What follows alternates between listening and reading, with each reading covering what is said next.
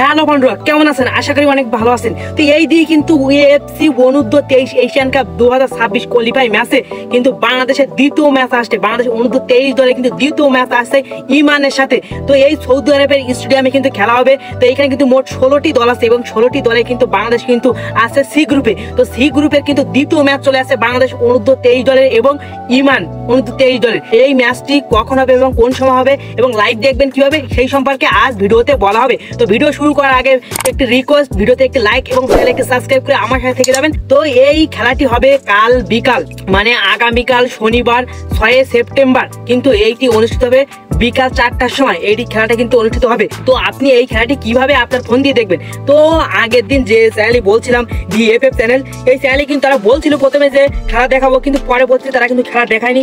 তাদের কিন্তু একটা টেকনিক্যাল সমস্যা ছিল।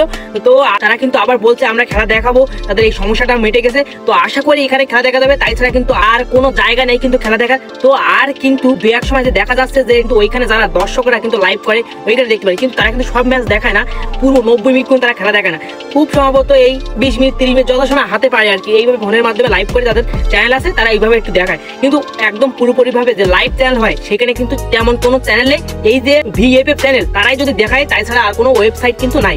এই যে আমার স্ক্রিনশটে দেখতে পাচ্ছেন ভিএফএফ চ্যানেল, এখানে কিন্তু আপনি খেলাটা দেখতে পারেন। তারা খুব সম্ভবত এইবার তারা খেলা দেখাবে, আর না দেখালে কিছু করার নেই। তো আজ যদি আমি কোনো ওয়েবসাইট পাই বা কোনো চ্যানেল পাই যে এই মাধ্যমে অনূর্ধ্ব 23 দলে খেলা দেখা যাবে, তো আমি তাড়াতাড়ি আপনাদেরকে বলবো। তো বাংলাদেশ অনূর্ধ্ব 23 দলের জন্য শুভকামনা হলো। এখন কিন্তু এরকম একটা সমীকরণ চলে আসছে, বাংলাদেশ কিন্তু ম্যাচটি জিততে হবে ইমানের সাথে। আগের ম্যাচে কিন্তু ভিয়েতনামের কাছে 2-0 গোলে হেরে এখন কিন্তু বাংলাদেশ পয়েন্ট টেবিলে সবার নিচে। তো এখন বাংলাদেশকে জিতে রাখবে ইমানের সাথে। তো বাংলাদেশ অনূর্ধ্ব 23 দলের জন্য শুভকামনা রইল, বিশেষ করে কিউবা, মিচেল, ফাহিমুদুল, তাদের খেলা দেখার জন্য আমরা সবাই উপভোগ করতে আশা করি তারা ভালো কিছু করবে। তো আজ এই পর্যন্ত। তো ভিডিওতে একটি লাইক এবং চ্যানেলে একটি সাবস্ক্রাইব করে আমার সাথে নেক্সট ভিডিওতে আবার দেখা হবে আপনাদের সাথে।